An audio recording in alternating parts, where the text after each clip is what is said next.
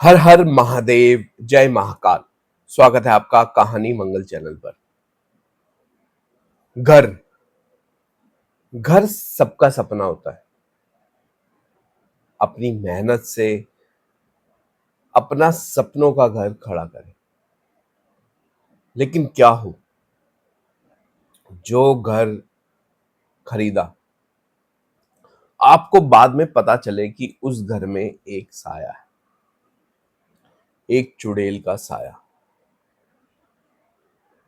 वो साया, वो प्रेत जो उस घर में जलकर मर गई थी। क्या हो, वो घर वालों की नींद उड़ जाए, रात को सो ना पाए, तो क्या हो।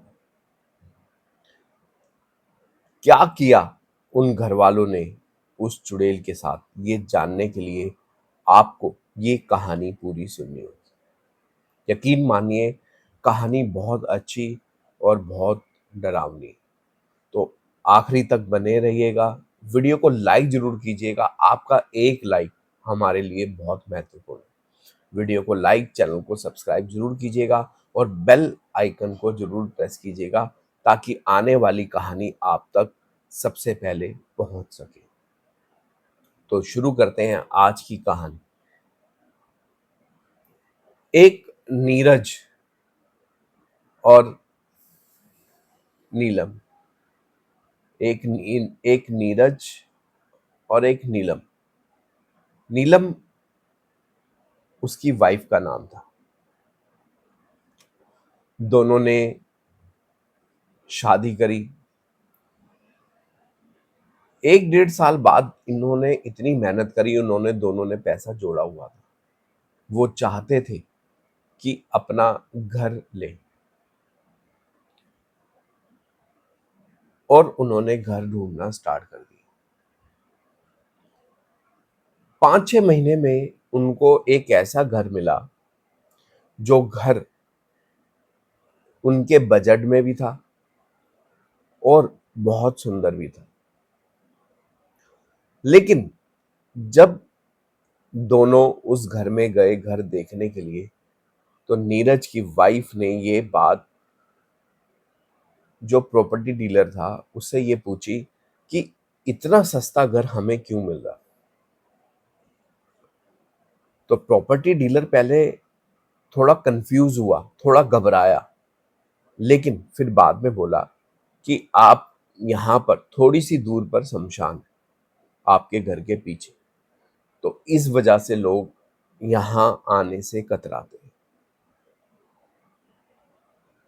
नीरज ये बात सुनकर हंस पड़ा और बोला कि आजकल भी लोग कैसी बातों में विश्वास करते हैं।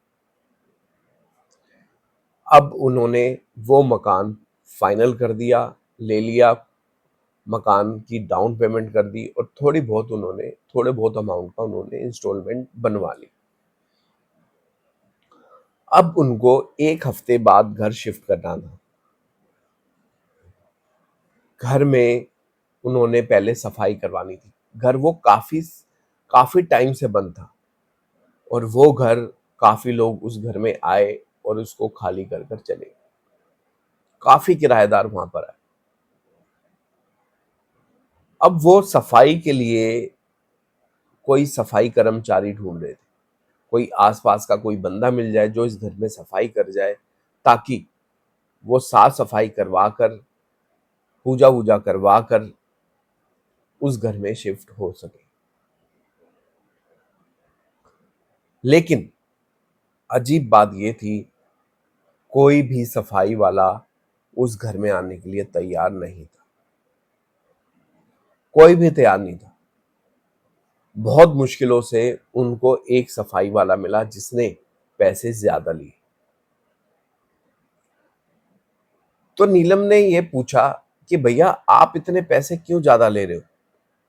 तो उसने कहा कि मेरे अलावा वहां कोई जाएगा भी नहीं सफाई करने। जब नीलम ने पूछा क्यों, तो उसने कुछ जवाब नहीं दिया।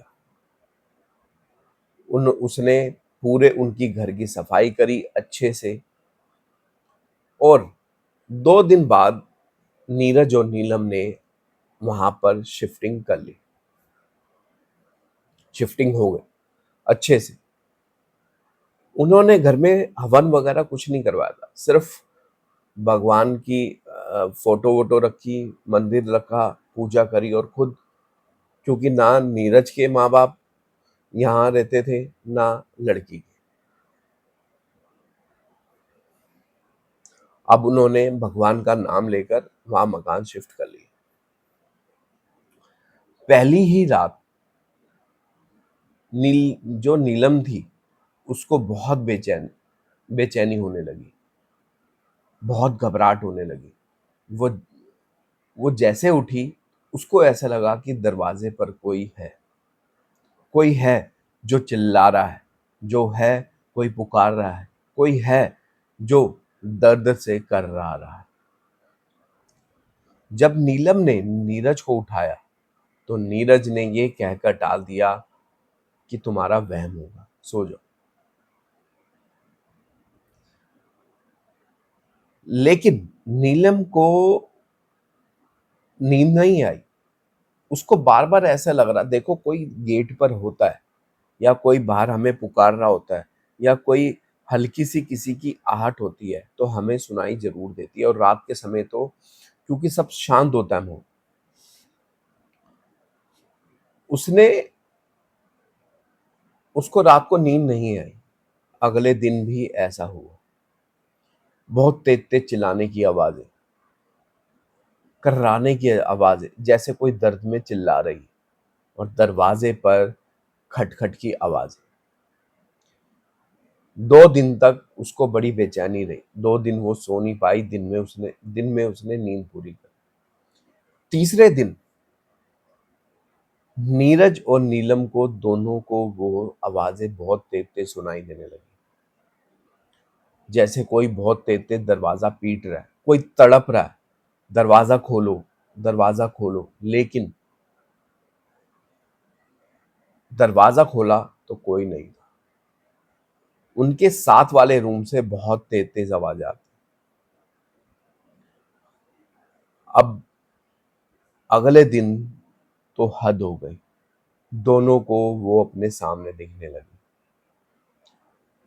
नीरज तो जब सोकर उठा तो चेहरा बिल्कुल सामने था, जला हुआ, और नीरज घबरा गया। अब दोनों बहुत ज्यादा सदमे में थे। नीलम ने कहा कि क्यों ना हम ये घर बेच दें। तो नीरज ने कहा नहीं, बहुत मुश्किलों से घर मिलता है और हमने ईएमआई पे लिया है, बहुत दिक्कत होगी।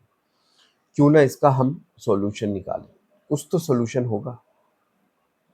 तो उन्होंने आस-पास पड़ोस में बातें करी, पूछा कि यहाँ क्या प्रॉब्लम है। तो नीचे पड़ोस में ही एक आंटी रहती थी, जो जब उन्होंने यहाँ की सच्चाई बताई तो सुनकर उनके रोंगटे खड़े हो गए। उन्होंने बताया यहाँ पर 12-13 साल पहले एक औरत को आग लगा दी गई थी उसके पति द्वारा। वो उसको बहुत परेशान करता था, दहेज मांगता था, पैसा मांगता था और मारपीट बहुत ज्यादा करता था। उनका एक छोटा बच्चा भी था, 5-6 साल। वो भी, उसकी भी बेचारे की जिंदगी खराब कर दी थी। आखिरी में उसने, जो उसका पति था, उसने उसको आग लगा दी और उसको जेल हो गई। अब नहीं पता वो कहाँ है कहाँ नहीं। फिर वो मियाँ बीबी दोनों एक पंडित जी से मिले, भगत जी से। तो जब वो घर पर आए तो उन्होंने बताया उसकी जो आत्मा है वो तड़प रही है। उसका उसका जो क्रियाक्रम है वो विधि पूर्वक नहीं हुआ। इन इसका जो परिवार का बंदा है वो अपने हाथ से सारी इसकी क्रिया सब कुछ करेगा, तब जाके इसकी आत्मा को शांति मिलेगी। अब नीरज और नीलम ने उसका परिवार ढूंढना शुरू करा। पहले उन्होंने उसकी डेट पता करी, कब वो मरी थी, न्यूज़पेपर, बहुत उनको समय लगा। न्यूज़पेपर उन्होंने खंगाले, वो डेली हनुमान चालीसा पढ़कर सोते, अपने पास हनुमान चालीसा किताब रखकर सोते, तब उनको थोड़ी चैन की नींद आनी शुरू हुई थी। अब धीरे-धीरे उनको उसके पति के बारे में पता लगा, वहाँ के एड्रेस के बारे में पता लगा। जब वो दोनों वहाँ पहुँचे, तो वहाँ उसका बेटा था जो अब बड़ा हो चुका था। उसने बताया कि मेरे पिताजी अब तो नहीं रहे, वो जेल में ही बीमार थे और एक्सपायर हो गए। उनको उनकी तबीयत खराब हो गई थी, उनको कैंसर हो गया था, तो वो नहीं बच पाए। तो जो उस जिसने गलत किया हो तो उसके साथ अच्छा कैसे हो? उन्होंने नीरज और नीलम ने सब बात अपने बेटे को बताई और बेटा रो पड़ा। वो चाहता था वो अपनी माँ को एक बार देखे, वो कैसी थी क्या, क्योंकि उस टाइम छोटा था, 5-6 साल का था, इतना याद नहीं। तो वो एग्री हो गया अपनी माँ का पूरा क्रियाक्रम जो भी विधि होती है उसको करने के लिए। अब नीरज और नीलम उसको अपने घर में लाए, सारा विधि पूर्वक सब जो था दान पुण्य जो सारी चीजें थी वो कराई गई, तब जाके कहीं जाके उसकी आत्मा को शांति मिली। तो दोस्तों, आत्मा ऐसे मुक्त नहीं होती, तभी कहते हैं किसी की आत्मा मत दुखा, क्योंकि आत्मा जो है उसका इंसान का शरीर फिर भी खत्म हो जाएगा, लेकिन आत्मा का अस्तित्व खत्म नहीं होता। वो उसके बाद भी भटकती है, सिर्फ अपना हक पाने के लिए। अब नीरज और नीलम बहुत खुशी से वहां रहते हैं और उनको ऐसा लगता है कि कोई उसके उनके आसपास है जो उनकी सुरक्षा कर रहा है। अब उनका बच्चा है, बिल्कुल ठीक ठाक वहां रहते हैं, कोई दिक्कत नहीं है, कोई कुछ नहीं, आराम से वहां उस घर में रह रहे हैं। तो दोस्तों, ये थी कहानी जो एक परिवार ने समझदारी से एक आत्मा को मुक्ति दिलवाई। आशा करता हूँ आपको ये कहानी पसंद आई होगी। वीडियो को लाइक, चैनल को सब्सक्राइब जरूर करके जाइएगा। मिलेंगे नेक्स्ट वीडियो में, तब तक आप अपना अपने परिवार का ध्यान रखिएगा। एक बार जरूर प्यार से बोलिएगा, हर हर महादेव, जय महाकाल। धन्यवाद।